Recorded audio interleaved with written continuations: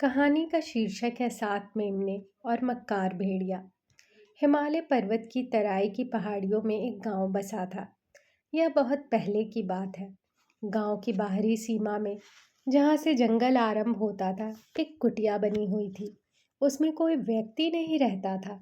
एक बकरी ने उसी कुटिया को अपना घर बना रखा था। उसके साथ मेमने भी रहते थे। बकरी बेचारी विधवा थी। उसके पति बकरे को एक मक्कार भेड़िया खा गया था। वह भेड़िया पास में ही एक माद में रहता था। कल का दिन अच्छा नहीं रहा था। सारा दिन पानी बरसता रहा। रात को भी वर्षा बंद नहीं हुई। बकरी चरने के लिए बाहर ना जा सकी थी। ना ही वह बच्चों के लिए कुछ ला पाई थी। बस सब कुटिया में दुबके पड़े रहे। लेकिन आज की सुबह सुहानी थी। वर्षा थम गई थी। बकरी जागी। उसने अलसाहट भगाने के लिए जोर की अंगड़ाई ली और उठ खड़ी हुई। लेकिन सुस्ती पूरी तरह गई नहीं। बदन अकड़ा था और आंखें मिचमिची सी। उसने खिड़की से बाहर देखा। आसमान पर नजर डाली। आकाश साफ देखकर उसे बड़ी खुशी हुई। बादलों का कहीं नामो निशान भी ना था। चैन की सांस लेकर उसने अपने मेमनों की ओर देखा और बोली, बच्चों, मैंने अभी बाहर झांककर आसमान देखा। मौसम साफ है। मैं बाहर घास चरने जा रही हूँ और तुम्हारे लिए भी खाना ले आऊंगी। यह तो थी अच्छी खबर। अब एक बुरी खबर भी है। वह मक्कार भेड़िया जिसने कुछ महीने पहले तुम्हारे पापा को खा लिया था, यहीं आसपास कहीं घात लगाता घूम रहा है। इसलिए सावधान रहना। जब तक मैं लौट ना आऊं, तब तक घर का दरवाज़ा ना खोलना। इस प्रकार मेमनों को चेतावनी देकर बकरी द्वार खोलकर बाहर निकली और जाने से पहले उसने मेमनों को द्वार बंद कर अंदर से चटकनी लगाने का आदेश दिया। फिर वह चली गई। भेड़िया पास ही झाड़ी में छिपा बैठा इसी इंतजार में था कि बकरी वहां से टले तो कुछ तिकड़म लगाए। बकरी की आंखों से ओझल होने तक वह उसे देखता रहा। फिर वह खड़ा हुआ और दबे पांव कुटिया की ओर बढ़ने लगा। वहां पहुंचने पर उसने दरवाजे पर दस्तक दी। कौन है भाई? एक मेमने ने भीतर से पूछा। मैं तुम्हारी माँ हूँ बच्चों। भेड़िए ने अपनी मोटी आवाज को पतली करने की कोशिश करते हुए कहा। द्वार खोलो, तुम्हारे लिए खाना लेकर आई हूँ। हमें मूर्ख बनाने की कोशिश मत करो। तुम हमारी माँ नहीं हो सकती। सभी मेमनों ने एक स्वर में कहा। हमारी माँ की आवाज तो कोमल और सुरीली है, तुम्हारे जैसी मोटी नहीं। भेड़िया निराश होकर लौटा। काफी सोचने के बाद उसने एक चाल चली। उसने काफी सारा चौक ढूंढ लिया और उसे खा गया।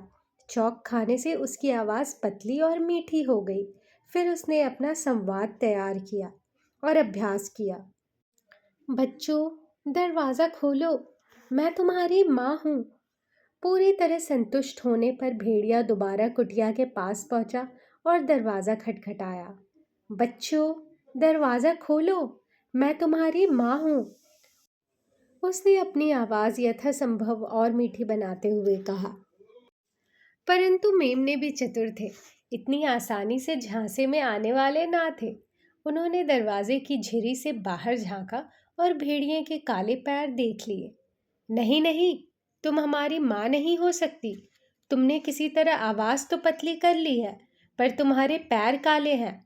हमारी माँ के पैर तो दूध से सफेद है। धोखेबाज, हमारे घर से दूर रह। हमें पता है तू वही मक्कार भेड़िया है जो हमारे पापा को खा गया था। तूने ही हमारी माँ को विधवा बना दिया और हमें अनाथ। अपना मुंह काला कर यहाँ से।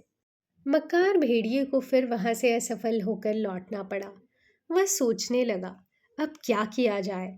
छोटे मेमने का मलाई जैसा कोमल मांस भेड़िए को बहुत भाता था। उसने मन में ठान ली थी कि उस मेमने को किसी तरह हड़पना है। कुटिया में 7 मेमने थे। पूरी दावत का सामान था।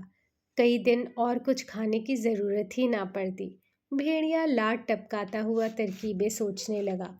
अचानक उसे एक बढ़िया आइडिया सूझा। वह खुशी के मारे झूम उठा। अपनी नई तरकीब को क्रियावंती करने के लिए वह एक पेंटर के स्टूडियो में पहुंचा। उस स्टूडियो का दरवाज़ा खटखटाया और द्वार खुलने की प्रतीक्षा करने लगा। पेंटर एक अधिक आयु वाला व्यक्ति था। उसने अपनी नाक पर सींग के फ्रेम वाला मोटे शीशे का चश्मा चढ़ा रखा था। दरवाज़ा खुला और पेंटर ने बाहर झांका। अपने सामने एक बड़े भेड़ियों को देखकर वह हड़बड़ा गया। भेड़िए की जीभ बाहर झूल रही थी और वह दांत दिखाकर गुर्रा रहा था। पेंटर को अपनी आंखों व चश्मे पर विश्वास नहीं हुआ। उसने अपना चश्मा उतारा और मुंह से उस पर भाप फेंककर कपड़े से शीशा अच्छी तरह साफ किया। फिर उसे अपनी नाक पर चढ़ाकर देखा। इस बार भी उसे वही पहले वाला नज़ारा नजर आया। इसका अर्थ था कि भेड़िया सचमुच उसके सामने खड़ा था। हेलो हेलो भेड़िया महाशय, कहिए आपकी क्या सेवा कर सकता हूँ? उसने हकलाते हकलाते पूछा। डर के मारे पेंटर कांप रहा था। मक्कार भेड़िया ताड़ गया कि बूढ़े पेंटर की हवा सरक गई। वह बहुत डर गया है। उसने इस मौके का फ़ायदा उठाने के लिए भारी और रौबदार आवाज़ में गुर्रा कर कहा, पेंटर महाशय, हमारे पैर पेंट करके सफ़ेद बना दो। कहानी का शेष भाग अगले वीडियो के माध्यम से बताया जाएगा। धन्यवाद।